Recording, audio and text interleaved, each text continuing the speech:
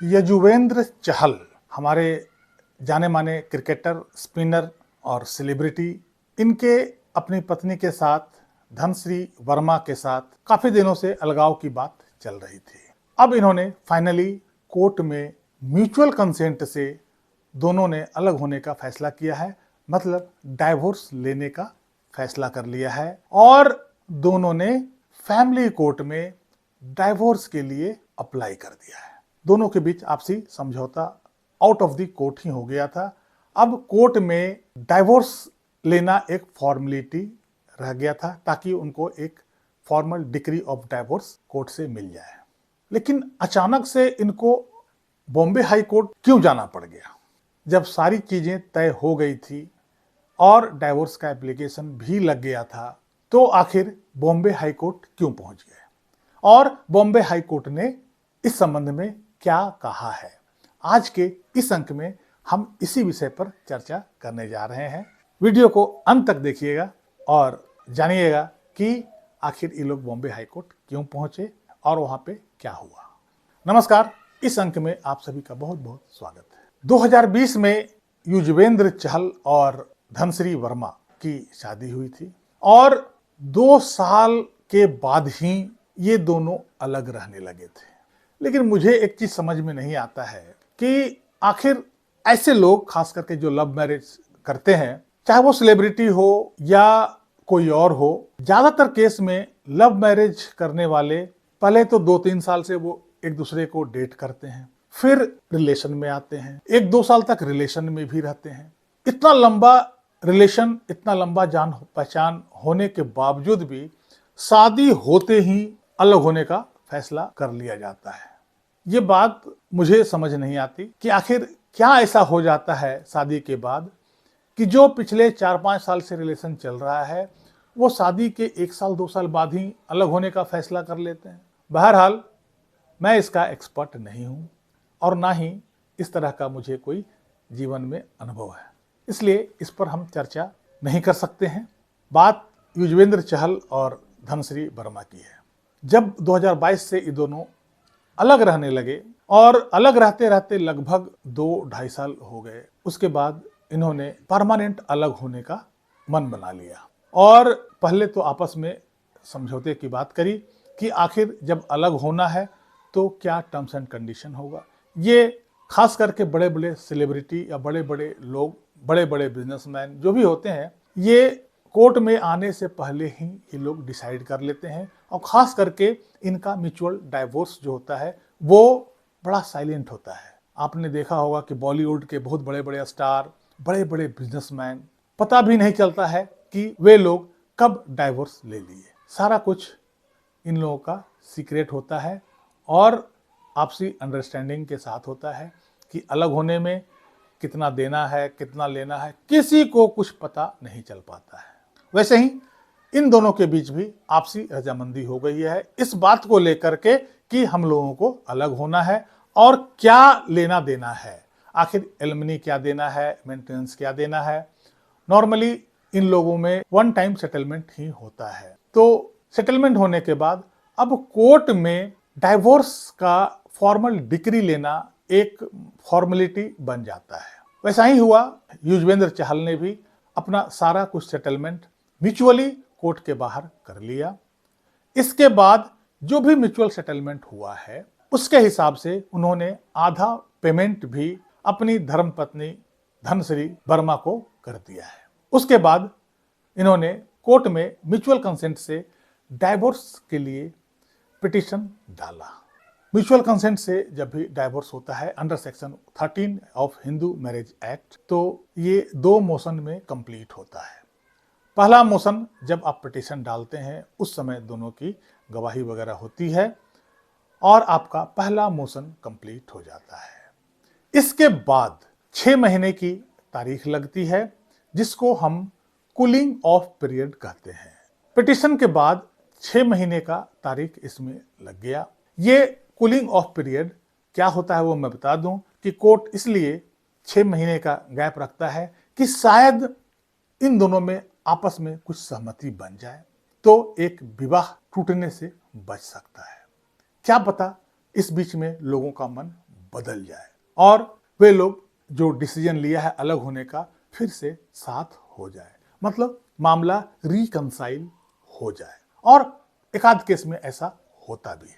जब ये मामला रिकंसाइल नहीं हो पाता है तो 6 महीने बाद का जो तारीख लगा है उस दिन सेकंड मोशन होता है और उस दिन वो देखा जाता है कि आखिर इन दोनों के बीच जो सेटलमेंट हुआ था उसके सारे टर्म्स एंड कंडीशन पूरे हुए कि नहीं, इस 6 महीने में कोई रिकंसाइल होने का बातचीत हुई कि नहीं, या इसमें कोई प्रोग्रेस हुई कि नहीं। जब कोर्ट ये देखता है कि इसमें सेटलमेंट का या अब साथ रहने का कोई गुंजाइश नहीं है तो कोर्ट सेकंड मोशन करके इन लोगों को डिक्री ऑफ डाइवोर्स दे देता है। ऐसा ही युजवेंद्र चहल के साथ भी हुआ। इनको कोर्ट ने फर्स्ट मोशन के बाद 6 महीने का तारीख लगा दिया for cooling off period. Yuzvendra Chahal ने एक अर्जी लगाई जिसमें यह कहा गया कि हमारे शादी में रिकंसाइल होने का कोई मतलब नहीं है, हम लोग ऑलरेडी लगभग 2.5 साल से अलग रह रहे हैं और ये अब दोबारा कुछ इसमें होने वाला नहीं है, इसलिए इस 6 महीने का जो कूलिंग ऑफ पीरियड है इसको समाप्त किया जाए और डिक्री ऑफ डाइवोर्स हम लोगों को इशू किया जाए। फैमिली कोर्ट ने इस बात को नहीं माना और उनका एप्लीकेशन रिजेक्ट कर दिया। इसी आदेश के खिलाफ युजवेंद्र चहल ने बॉम्बे हाई कोर्ट अप्रोच किया। बॉम्बे हाई कोर्ट में उन्होंने वही बात कही कि हम लोग ऑलरेडी 2.5 साल से अलग रह रहे हैं, हम लोगों के बीच में अलग होने का जो समझौता है वो आपसी सहमति से हो चुका है, अब रिकंसाइल होने का कोई गुंजाइश नहीं है। इसके अलावा 22 मार्च से मतलब कल से आईपीएल शुरू होने वाला है और मैं फिर बिजी हो जाऊंगा। मैं चाहता हूं कि उससे पहले हमारा ये केस फाइनल हो जाए और हम लोगों को डिक्री ऑफ डाइवोर्स मिल जाए ताकि मैं भी आराम से अपना आईपीएल खेल पाऊं। ऑनरेबल सुप्रीम कोर्ट ने भी बहुत सारे केसेस में इस कूलिंग ऑफ पीरियड को वेव ऑफ किया है। जैसे बहुत सारे ऐसे केस थे जहां की रिकंसाइलमेंट का दूर दूर तक कोई चांस नजर नहीं आ रहा था और कई केसेस में लड़के को विदेश जाना होता था, उसको विदेश में नौकरी ज्वाइन करना होता था। ऐसे में अर्जेंट केसेस में सुप्रीम कोर्ट भी इस 6 महीने के कूलिंग ऑफ पीरियड को वेव कर दिया। उसी आधार पर ऑनरेबल हाई कोर्ट ने भी अपना एक्स्ट्रा ऑर्डिनरी जुडिशियल पावर को यूज करते हुए युजवेंद्र चहल के लिए भी ये 6 महीने का कूलिंग ऑफ पीरियड को वेव कर दिया और ट्रायल कोर्ट को आदेश दिया कि इनका कूलिंग ऑफ पीरियड वेव किया जाए और इनको 22 मार्च से पहले डिक्री ऑफ डाइवोर्स प्रदान कर दिया जाए ताकि 22 मार्च से ये अपना आईपीएल शांत दिमाग से खेल पाए।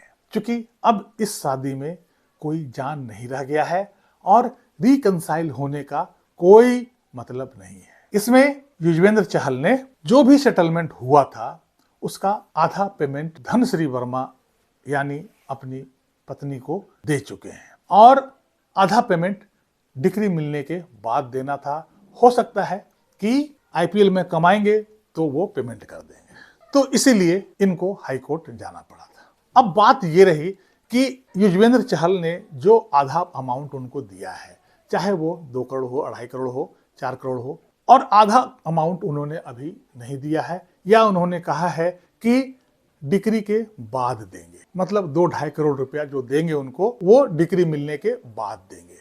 तो आपके दिमाग में यह क्वेश्चन आ सकता है कि यदि डिक्री मिल गया, यदि हमको डिक्री मिल गया डाइवोर्स का और उसके बाद युजवेंद्र चहल ने बाकी का अमाउंट नहीं दिया तो क्या होगा? तो क्या डिक्री समाप्त हो जाएगी? क्या लड़की फिर से इसके घर में आके बैठ जाएगी? डाइवोर्स समाप्त? नहीं, ऐसा नहीं होगा। ऐसे केस में 2 संभावना बनता है। यदि युजवेंद्र चहल ने बाकी के अमाउंट के लिए उनको चेक इशू कर दिया होगा तो लड़की उस डेट पे चेक ऑनर करवा सकती है, और यदि वो चेक ऑनर नहीं हुआ, डिसऑनर हो गया, तो लड़की 138 का मुकदमा युजवेंद्र चहल के खिलाफ डाल सकती है। यदि युजवेंद्र चहल ने उनको चेक नहीं दिया होगा तो ऐसे में लड़की बाकी अमाउंट के लिए रिकवरी सूट डाल सकती है युजवेंद्र चहल के ऊपर for recovery of rest of the amount on the basis of decree on the basis of judgement given by the trial court. क्योंकि ऑर्डर में यह बात लिखा होता है कि this much amount is given and this much amount is due, और इसे डिक्री के बाद दिया जाना है। ऐसे में यदि वो अमाउंट किसी भी पक्ष को नहीं मिलता है तो वो उसके लिए रिकवरी सूट डाल सकती है। ऐसा नहीं होगा कि डाइवोर्स समाप्त हो जाएगा और वो लड़की इसके साथ आके रहने लगेगी। तो मेरे ख्याल अब समझ में आ गया होगा कि युजवेंद्र चहल हाईकोर्ट क्यों गए थे। इस अंक में यहीं तक। कैसी लगी ये जानकारी कमेंट करके जरूर बताइएगा। वीडियो को लाइक कीजिएगा, चैनल को सब्सक्राइब कीजिएगा। मिलते हैं अगले अंक में, तब तक के लिए जय हिंद, वंदे मातरम।